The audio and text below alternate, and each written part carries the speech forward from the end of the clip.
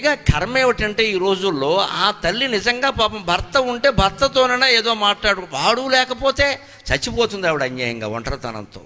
భార్య లేకపోతే భర్త పరిస్థితి ఏమిటండి? 60 ఏళ్ళు 70 ఏళ్ళు వచ్చాక భార్య పోతే అంతకంటే పెద్ద దౌర్భాగ్యం ఇంకోటి లేదండి. మొగాడికి ముఖ్యంగా ఆర్థికమైన లోటు లేకపోతే ఆడవాళ్ళకి ఏదో నడిచిపోతుందండి. ఎందుకంటే వాళ్ళ కాఫీ వాళ్ళు కాచుకుంటారు, ఇంత ఉడకేసుకుంటారు. మా మొగాళ్ళ బతుకులు ఏంటంటే అన్నిటికీ ఆడవాళ్ళ మీద ఆధారపడతాం. మాది పూర్వతరం, బాగా చేసేవాళ్ళే దొరికారు మా అదృష్టం కొద్దీ, మమ్మల్ని చేయనివ్వరు వాళ్ళు.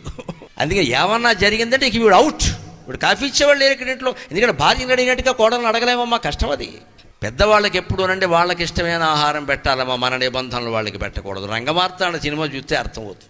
అందులో ప్రకాష్ రాజు కోడలు, మీకు డైట్ ఫుడ్ తెచ్చాను పొద్దున్నే, నేను ఏదో పెద్ద కాస్త మనుషులు తినే ఫుడ్ పెట్టమ్మా అని చెబుతాడు. ఎందుకని ఆ ముసలాడు వాళ్ళకి 70 ఏళ్ళు 80 ఏళ్ళు ఉన్న వాడికి ఏదో పొద్దున్నే పులిహార తినాలని ఉంటుంది, పెసరట్టు తినాలి, ఉప్మా. నువ్వు వాడికి ఆరోగ్య సూత్రాలు చెబుతావు ఇక్కడ. వాడికంటే ఆరోగ్యం 10 ఏళ్ళ వాడికి చెప్పండి.